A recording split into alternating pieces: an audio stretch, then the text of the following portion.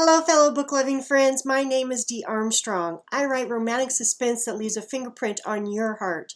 I'm a writer, mother of 5, book lover, tea addict, gardening ninja, black belt, and my grandma name is Lolly.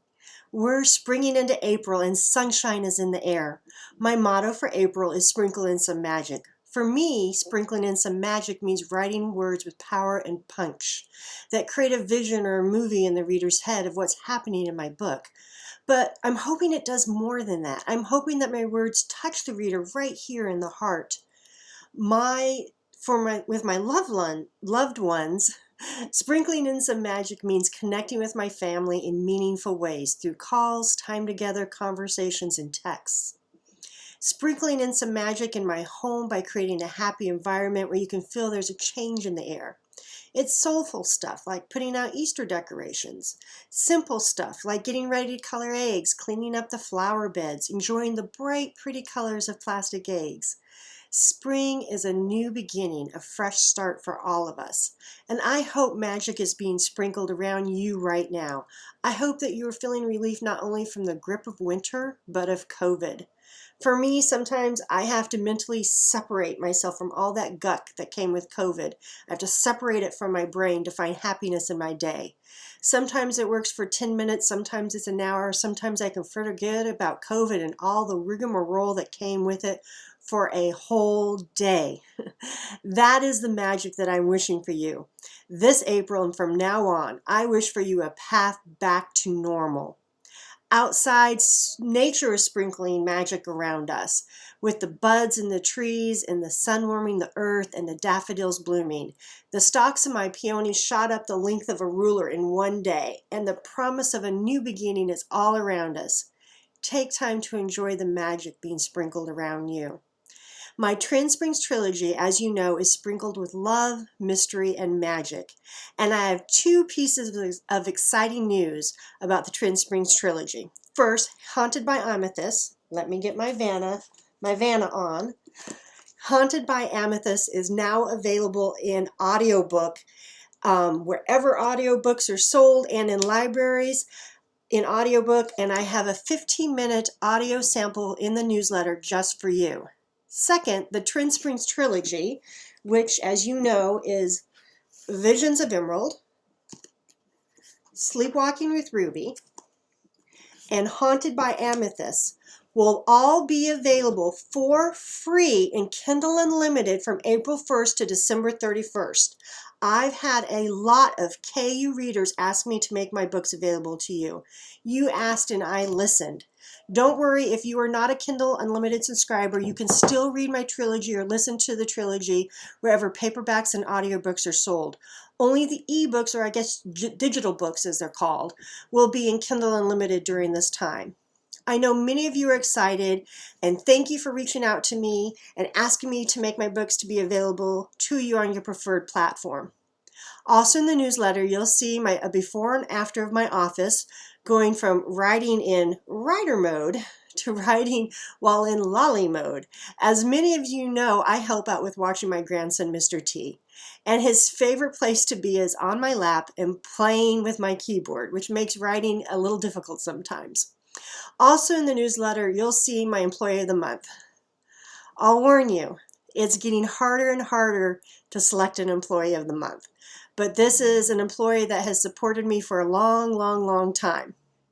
I also have another sneak peek for you from JD and the Broken Promise, and let me read it from you. Let me read it for you.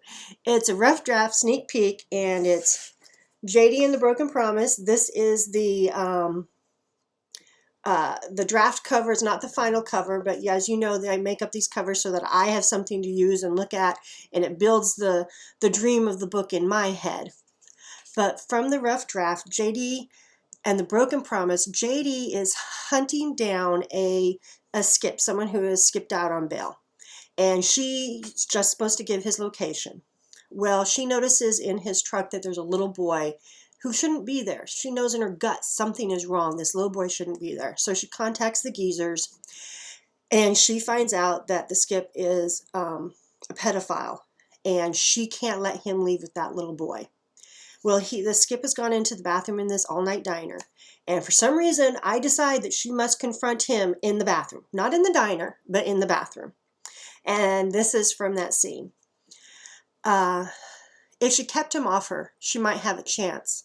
Dance long enough and hopefully help would arrive. He lunged. She sidestepped. The knife, an extension of her hand, slashed his upper thigh. He was all brawn and bulky, an abuser. JD was quick and clever, a survivor.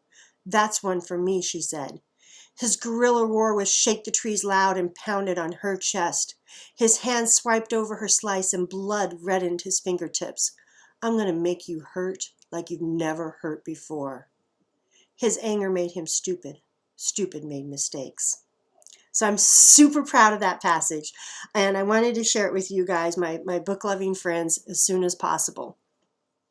Let me see what else I have for you. If you missed Spill the Tea with Dee, you'll find a link in the newsletter to watch it. We spilled on Bridgerton, The Duke and I, and I'd show you a copy of the book, but I gave away my signed copy. All I have left is the digital copy. It was my first Spill the Tea with Dee, and I was lucky enough, blessed enough to have my daughter Casey and my son's girlfriend Dewana with me. We had more fun than should be allowed on a Saturday afternoon. Casey ran my laptop and put questions in the chat, while Dewana was our Vanna, showing off all the books. Both ladies gave their opinion on The Duke and I, and even with my nervousness and anxiety, it turned out great. And I'd like to thank everyone who joined us. It was a good time, wasn't it? If you missed it, don't worry. There's a link in my newsletter so you can see it.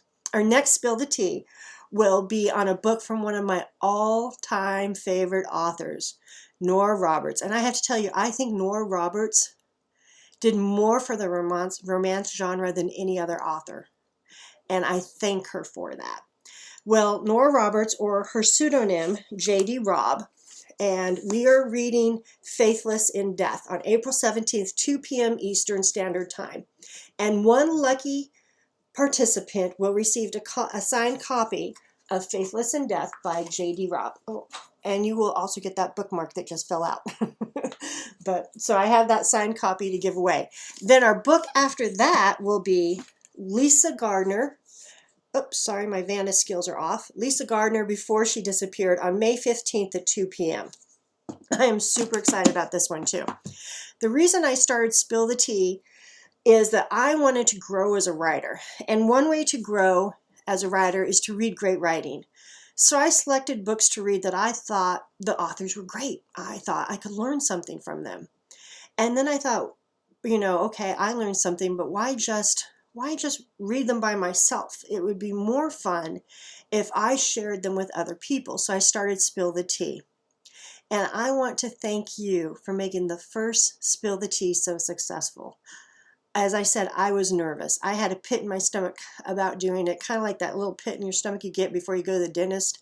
I was really nervous, but I cannot thank you enough for joining me and making it so much fun.